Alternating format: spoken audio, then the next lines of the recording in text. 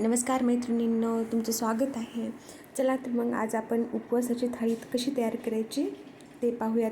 तर उपवासाच्या थाळीमध्ये आपण इथे मस्त असं थंडगार ताक बनवलेलं आहे, बटाट्याची भाजी, मिरचीचा ठेचा आणि इथे आपण साबुदाण्याचे लाडू तयार केलेले आहेत. ते मी द्राक्ष काही घेतलेले आहेत आणि हे बघा आपण इथे भगरीची दशमी तयार करून घेतलेली आहे. तर ही भगरीची दशमी आणि ही बटाट्याची रस्सा भाजी अगदी मस्त लागते. तुम्ही एकदा एक वेळेस नक्की ट्राय करून बघा. चला तर मग आपल्याला यासाठी काय काय साहित्य लागणार आहे आपण ते बघूयात आणि आपण उपवासाची थाळी तयार करायला सुरुवात करूयात. तर इथे बघा मी अशी मस्त एक दशमी तयार करून घेतलेली आहे भगरीची. तर तुम्ही बघू शकता की आपल्या किती मस्त अशी दशमी झालेली आहे. इथे मी तुम्हाला मोडून पण दाखवत आहे. मस्त अशी ज्वारीच्या याच्यासारखी आपली पिठासारखी दशमी झालेली आहे आपली इथे. मस्त असा त्याला पापुडा पण आलेला आहे. तर ही दशमीचं पीठ जे आहे ते मी घरीच तयार केलेलं आहे. आपण जेव्हा दळून आणतो त्यावेळेस आपण 2-3 वेळेस भगर ही दळून घ्यायची आहे आणि त्यामध्ये थोडासा शाबू मिक्स करून आपण हे गिरणीवरून दळून आणायचं आहे. तर इथे बघा आपण पीठ चाळून घेतलेलं आहे आणि यामध्ये आपण थोडंसं मीठ टाकणार आहोत आणि थोडं पाणी घेऊन आपण हे पीठ मळून घेणार आहोत. इथे आपल्याला व्यवस्थित पीठ हे मळून घ्यायचं आहे. आपण जेवढं पीठ व्यवस्थित मळू तेवढी आपली दशमी छान होते. तर इथे बघू शकता मी 2 ते 3 मिनटं हे पीठ व्यवस्थित असं मळून घेतलेलं आहे. आपल्याला इथे पाण्याचं थोडं घेऊन वापर करायचा आहे. या पद्धतीने आता मी याचा गोल असा गोळा तयार करून घेत आहे. तुम्हाला जेवढ्या साईजची बनवायची आहे दशमी तुम्ही तेवढ्या साईजचा गोळा घेऊ शकता. हे बघा या पद्धतीने. आणि इथे आता आपण खाली थोडंसं कोरडं पीठ टाकून घेत आहोत आणि यावरती मी पीठ ठेवून याची गोल अशी दशमी थापून घेत आहे. हे बघा या पद्धतीने. आता आपली दशमी ही तयार आहे बघा. चला तर मग आपण ही तव्यावरती भाजून घेऊयात.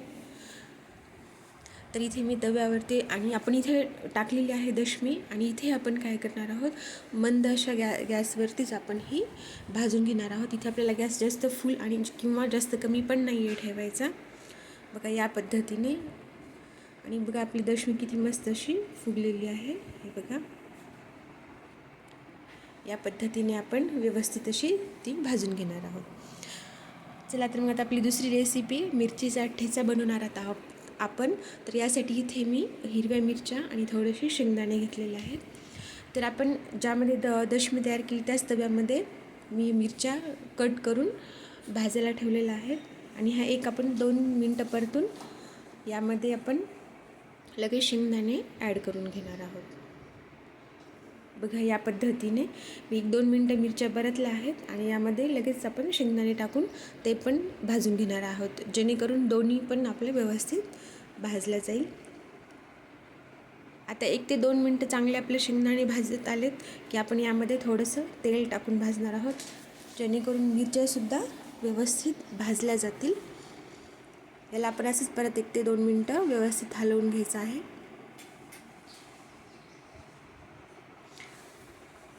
आणि आता आपल्या मिरच्या भाजलेल्या आहेत. आपण त्याला एका प्लेटमध्ये थंड होण्यासाठी काढून घेणार आहोत. बघा या पद्धतीने. आता आपल्या मिरच्या थंड झालेल्या आहेत. आपण त्याला मिक्सरमध्ये वाटून घेणार आहोत. इथे आपल्याला जास्त बारीक नाही वाटून घ्यायचं आहे, थोडं मोठाळच वाटायचं आहे. हे बघा. आणि यामध्ये चवीनुसार आपण मीठ टाकून घ्यायचे.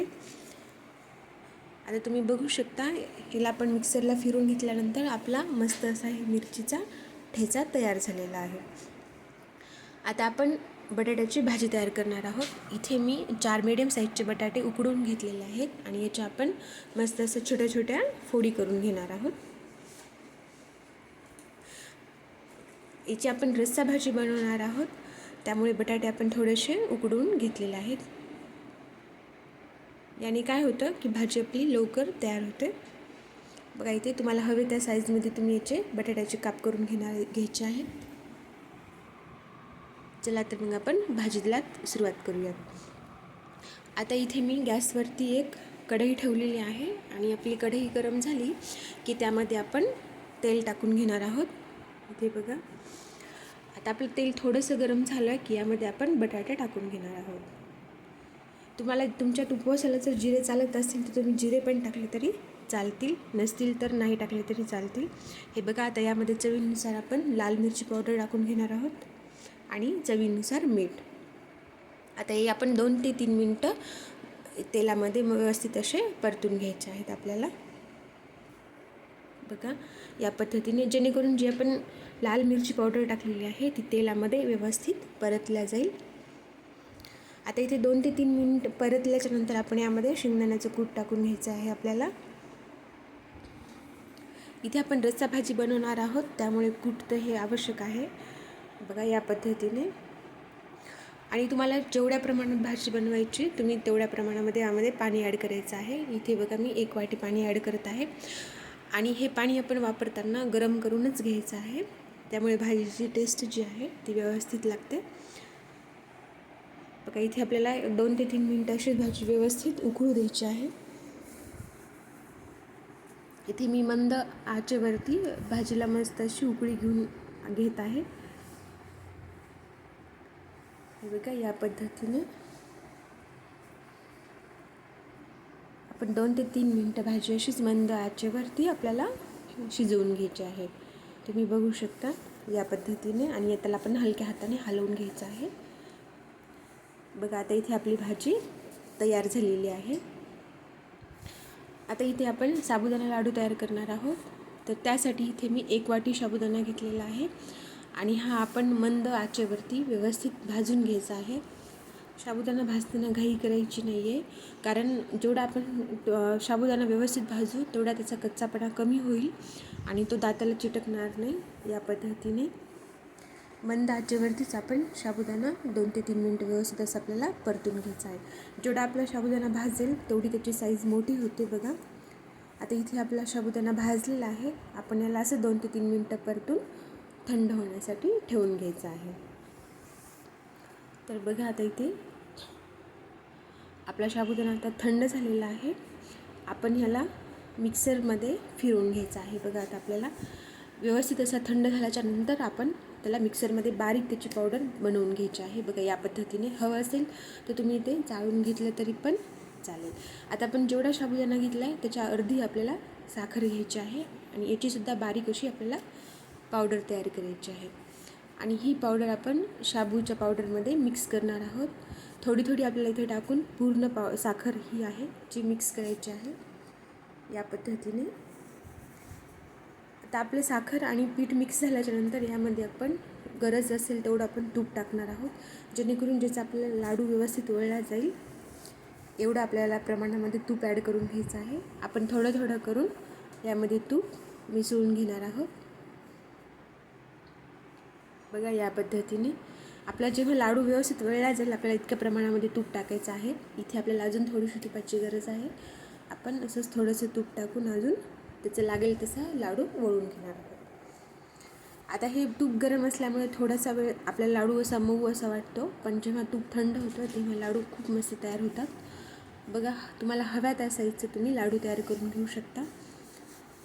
इथे बघा, आता या साईजचे मी सर्व लाडू तयार करून घेत आहे. या पद्धतीने आता इथे मी सर्व लाडू तयार करून घेतलेले आहेत. या बघा, तुम्ही हे साबुदाण्याचे लाडूसुद्धा वाटत नाहीत आणि टेस्टला पण खूप छान लागतात. तुम्ही एक वेळेस नक्की ट्राय करून बघा. तुम्ही आता बघू शकता आपले लाडू हे खूप मऊ असे झालेले आहेत. मी तुम्हाला ते एक फोडून दाखवते लाडू. तुम्ही बघा, खूप छान तयार झालेला आहे. चला तर मग आपले लाडू पण तयार आहेत. आता आपण प्लेटिंग करून घेऊयात. या पद्धतीने इथे मी आता प्लेटिंग तयार करून घेतलेली आहे. इथे बघा, तुम्ही मस्त असं थंडगार ताक घेतलेला आहे आणि इथे आपण बटाट्याची पण भाजी घेतलेली आहे, ठेचा घेतलेला आहे मिरचीचा, इथे लाडू एक घेतलेला आहे आणि मी द्राक्ष काही घेतलेले आहेत. आणि इथे बघा, आपण जी दशमी तयार करून घेतलेली आहे ती पण इथे प्लेटिंगमध्ये आपण वाढून घेऊयात. तुम्ही बघा, आता दशमीसोबत बटाट्याची रस्सा भाजी ही टेस्टला पण खूप छान लागते.